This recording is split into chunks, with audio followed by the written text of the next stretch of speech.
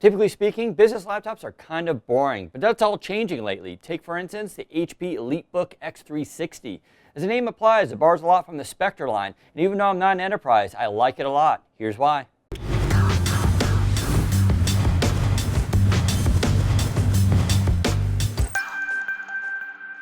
All right, when it comes to technology, the EliteBook x360 is a premium machine. In fact, it's one of the nicest laptops I have used. It's very similar to the Spectre line, but make no mistake, there are some core differences here with this laptop.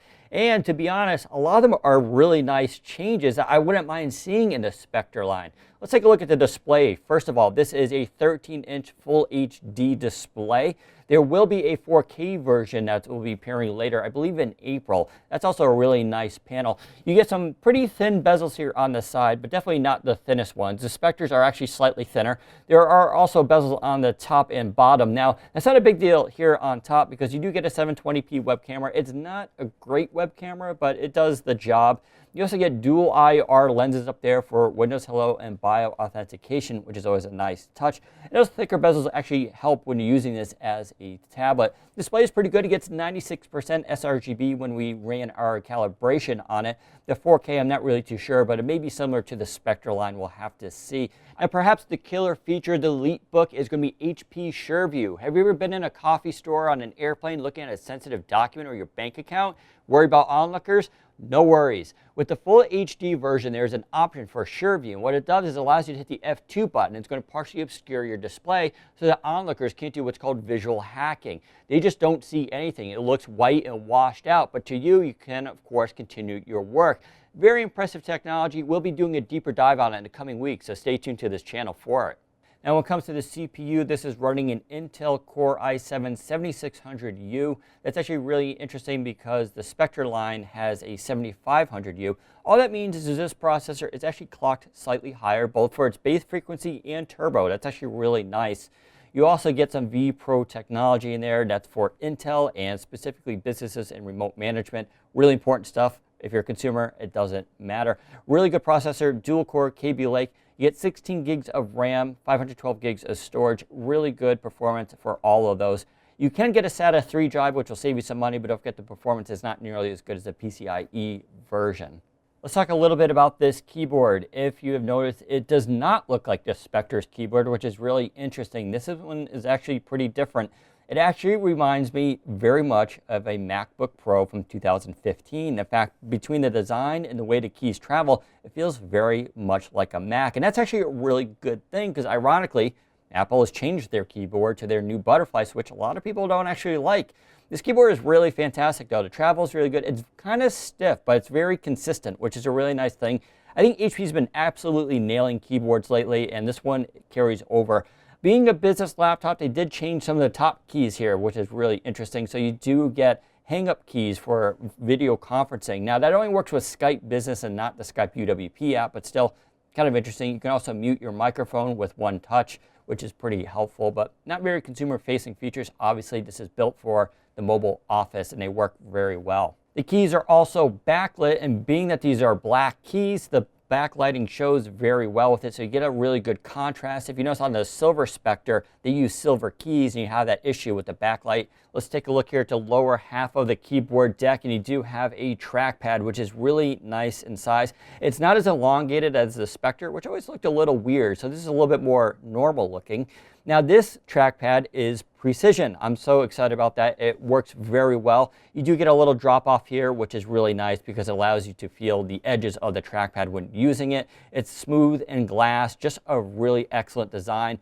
And what makes this trackpad also super interesting is its Alps Glide Point, which is a slightly different driver set than Precision. And you can actually dynamically change that whenever you want. I don't think most people will do it, but you can. All Alps does is give you a few more gestures and a few more tricks and configuration options, but Precision is the way I think you should go. Being a business laptop, there is a fingerprint scanner on board as well. Now, you can use that in conjunction with the IR camera, so both work together. You can use either or. Now, the fingerprint scanner is pretty good at Synaptics. The size is a little small, but I do like the design a lot. It looks great, but you can also feel it without having to look for it. I found the accuracy, though, not as good as I would prefer. It's kind of hit and miss, but it's nice to have it there. It also works with some of the HP security software, which I'll touch upon later. Let's talk about the overall design here. Very beautiful, all CNC machined aluminum unibody design. Very solid, no creaks, and I have no complaints whatsoever. There is this line running across the top here. In case you're curious, that's for the Wi-Fi and Bluetooth. It's basically an antenna. Now, HP calls this diamond cut, so it's a very sharp and just beautiful looking design here. You get some mirroring on the edges, which looks really good. Turning to the back now, you can see they changed things up a little bit here. Instead of the barrel design, it is a little bit flatter. You also have the EliteBook logo here, nice and subtle. The hinges are basically the same as the Spectre. They just look slightly different. For ports, you can see here on the left side, we have a USB Type A. That's a 3.1, so you get power on there as well. You do have the power button. You can see it blinks on occasion as the device is in standby or charging. You have, of course, the volume rockers here on the side because this does turn into a full tablet, so you want to use those. Here's where the SIM card would go. Now, this one's just a dummy one, so it doesn't pop out. I believe that will be available in some markets, so you can get 4G LTE as an option as well, which is pretty neat. Smart card reader for those who need them. And turning around to the right side, we can see some other ports here as well. So we have, of course, a micro SD card reader. You have a full USB Type-C Thunderbolt port, and I can say this does work with an eGPU. I plugged it into a Razer core using an NVIDIA GTX 1080 Ti, which of course is overkill, but it totally worked. You can play video games with that. You do have your lock slot. HDMI 1.4, so it's not 2.0, which I wish it would use, but 1.4 will give you 4K output on there, which is really nice. And you have your second USB Type A port, also 3.1. Over here you have the barrel charger. Now HP also uses their fast charge system, so you can basically replenish about 50% of the battery in 30 minutes. If you don't want to use that, you can of course use the USB Type-C port. In fact, when you're ordering this device, you can order either or charger. This one's a little bit more, I believe it costs about $18 more for that charger, but if you're into USB Type-C, feel free to use that as well. All right, let's talk a little bit about this pen. It is optional when you order this direct from HP, but I highly recommend it. It is a Wacom pen, which is really nice. In fact, you get two buttons here, which are configurable. There's actually a third button here on top, which you can also use to quick launch things. Really nice design. If it looks like a Surface Pen, you would be right. It feels very much like a Surface Pen. I'm totally fine with that. Why change something that works so well? This is probably one of the best active pens I've used that's actually not part of the Surface line. I really like it. And Wacom actually includes their software with this, which allows you to configure it and do all sorts of cool things like a radial menu on the screen. And one of the biggest problems with active pens is what do you do with them when you're not using them? It's a real big problem when you have super thin laptops. So what HP did, they gave you this. Now, this may look kind of goofy, but what it is, it's a pen loop, and it goes into the smart card reader, which is really smart. I don't use a smart card reader, so this actually helps a lot. I have to admit, it's really changed the way I've used a pen because it's just right there whenever I need it. Now, if you do use a smart card reader, not a problem either. HP gives you also a pen loop, which you can stick to the body itself. When it comes to audio, the HP EliteBook has 4 speakers. They are Bang & Olufsen tuned, which is always a big thing with HP. Now, this differs a little bit from the Spectre, where the Spectre had them on the top deck, at least 2 of them over here. The EliteBook seems to put all 4 on the bottom, which is kind of interesting. It works very well, though. In fact, when the laptop is placed down, the sound ricochets and comes through the body enough that it feels like it is on top. Overall, a really good design, and it works well when in tablet mode or tent mode as well. I should also mention that the speakers and audio and microphones are all tuned basically for conference calls, which is what you would expect in a device for enterprise. But the B&O software allows you to tune also for music and movies, and there's a graphic equalizer as well. Overall, I'm very pleased with the audio. It's very crisp sounding. I would like a little bit more bass, but it is a 13-inch laptop, so you can only do so much. All right, now one of the things that makes this device so special, of course, is all the security software that's involved, and there's a ton of it. HP does a lot of stuff for things like BIOS, which secures it. You can even use a fingerprint reader to access the BIOS, or even to get passed by it for logins, which is really impressive stuff.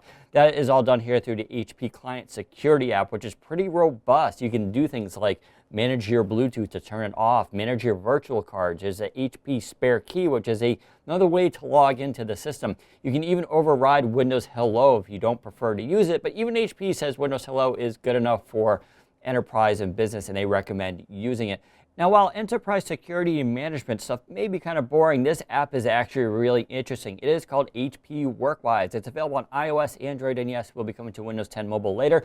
What it does is it connects up using Bluetooth to the EliteBook, and what it does is it gives you all sorts of neat security things, like, for instance, if someone is tampering with your laptop. And this thing is so sensitive that it will tell you if someone is opening your laptop, powering it in, putting a USB stick into it, or even just moving the laptop. More than that, though, you can go to PC dashboard. You can look at your battery life, the core temperature of the device, how much memory is in use, and you can even go to My PC and see the full specifications of your device. In terms of power and performance, this laptop does very well. Now, it does have a dual-core Core i7. It's one of the fastest on the market, so it shouldn't be a surprise it tops our charts. The RAM is also very fast at 2133 megahertz, so that's impressive. It does have a Toshiba NVMe SSD, which is not the fastest on the market, but it gets the job done. Now, for battery, very good. Now, this is a full HD model, so that shouldn't be too surprising, but this easily gets 9 to 10 hours of usage. Now, HP quotes 16 hours, but that is with video playback, which is never realistic, but it is very good battery. I do not need to bring the charger with me, and it just lasts forever. Now, we do go for the 4K option. Of course, you're going to take about a 30% hit on that battery, so keep that in mind. All right, let's bring it all in. The HP EliteBook is a fantastic laptop. Now, HP's goal here was to make it so employees will want to take this home and use it as their main laptop all the time. I think they succeeded. It's got a great touchpad, has an awesome active pen, it's a 2-in-1 tablet, it weighs under 3 pounds. You also get very good battery life and exceptional performance. There's nothing not to like here, folks. It's also mil-spec tested for endurance and durability. Just really awesome stuff. Now, if you're a prosumer, you may want this as well for the extra security. Just a really great choice. I think enterprise and business users, though, will be very happy with this. So there's my review of the HP EliteBook X360. It is now available and it starts at $1,500 and goes up from there. If you want to read the full review, head to Windows Central for all my benchmarks and photos as well. If you like this video, give us a thumbs up and don't forget to subscribe. Thanks for watching. Take care, everybody. Overall, impressive laptop. I'm glad to see HP bringing their real... Oh, fuck, I screwed up. It's fine, it's fine, it's fine. Go to the pen. Almost had it.